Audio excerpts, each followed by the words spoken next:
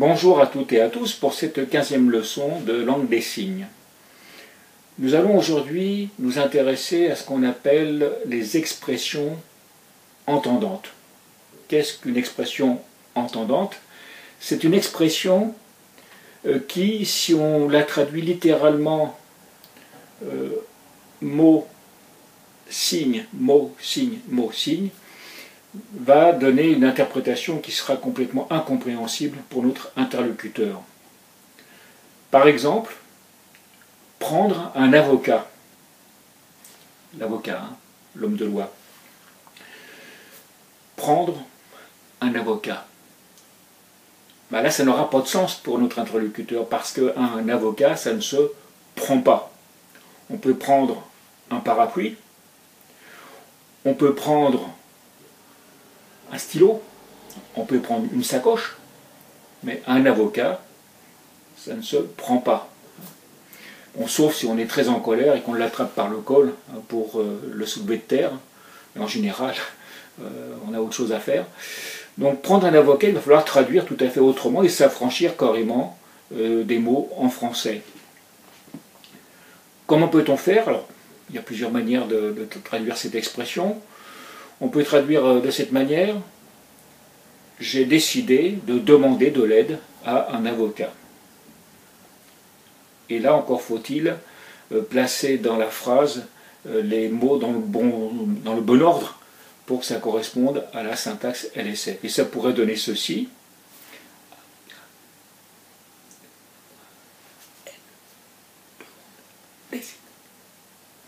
Voilà, donc avocat, moi, aide, demande, décide. Bon, on peut aussi intervertir certains mots, on se fera comprendre quand même. Mais là j'ai placé le mot avocat en tout début de phrase, hein, et vous vous rappelez peut-être d'une leçon déjà vue.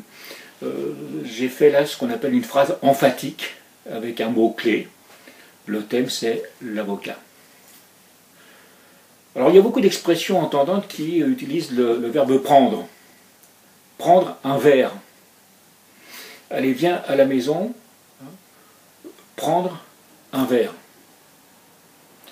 On risque de ne pas trop se faire comprendre. Notre interlocuteur va peut-être penser que je l'invite à la maison pour lui faire cadeau d'un verre. Il va peut-être trouver ça un petit peu bizarre. Tiens, pourquoi il veut m'offrir un verre? J'en ai déjà plein mon placard. Donc là encore, hein, c'est une expression entendante qu'il va falloir interpréter d'une manière différente.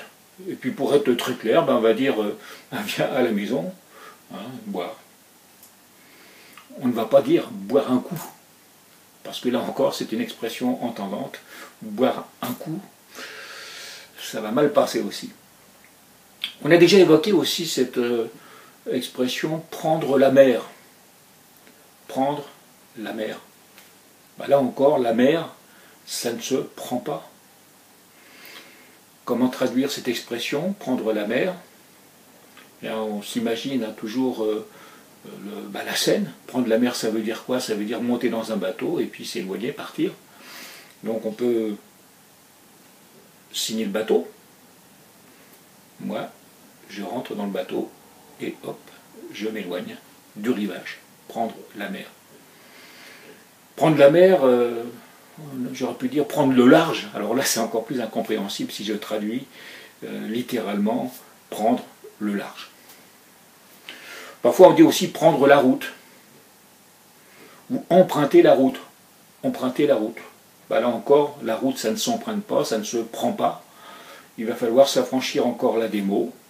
Et puis, on va traduire par partir en voiture. Autre expression avec le verbe prendre, prendre en compte. Je prends en compte ce que je lis. On ne va pas souligner prendre en compte, non, parce que là ça ne va rien vouloir dire. Alors là on s'imagine, hein, je lis, hop, hein, je capte, hein, et je me souviens. Voilà, prendre en compte. On peut aussi ajouter, hein, je lis, hein, je capte, et j'agis, puisque prendre en compte, c'est aussi agir en fonction de ce qu'on a lu. Une expression également, ça veut dire. Ça veut dire.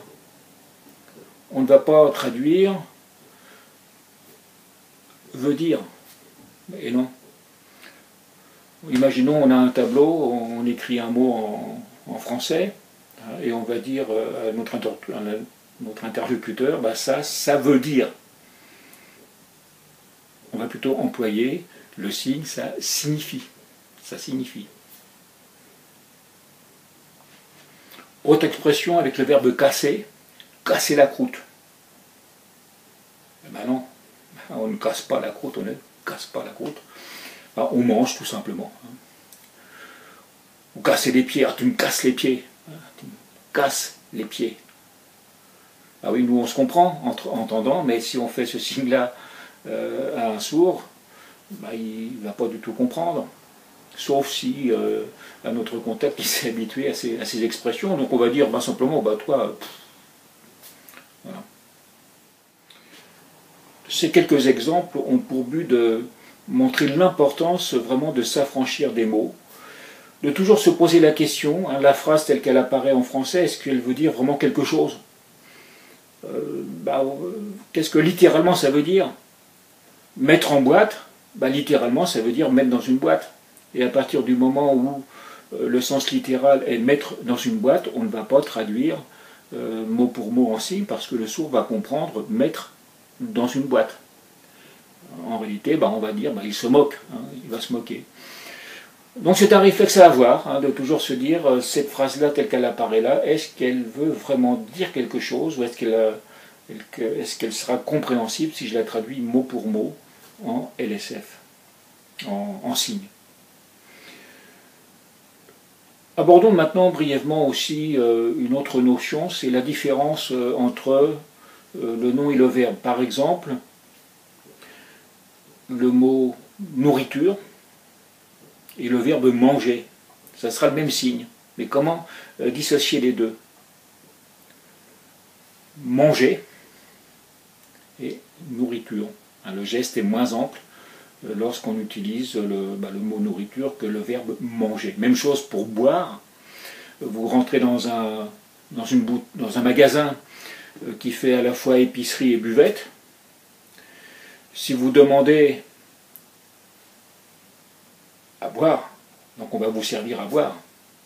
Si vous demandez, vous demandez une boisson, on va vous emmener dans le rayon, vous allez prendre la bouteille qui vous convient et vous allez l'emporter. Donc il y a certainement d'autres mots comme ça où cette distinction se fait par une modification de l'amplitude du geste.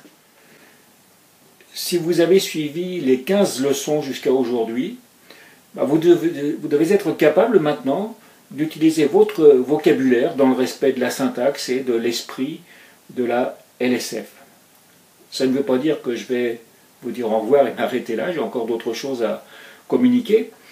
Mais ce que je vais vous demander maintenant, c'est de m'écrire pour me faire savoir ce que vous aimeriez connaître de plus. Par exemple, j'aimerais pouvoir traduire correctement telle idée, telle phrase. Comment faire pour traduire d'une manière correcte telle expression. Je vais faire un peu maintenant du travail sur mesure, je vais essayer de satisfaire un petit peu tout le monde, donc n'hésitez pas à m'écrire pour me faire part de vos remarques ou de vos souhaits. Maintenant il est temps de vous dire au revoir et à très bientôt. Au revoir.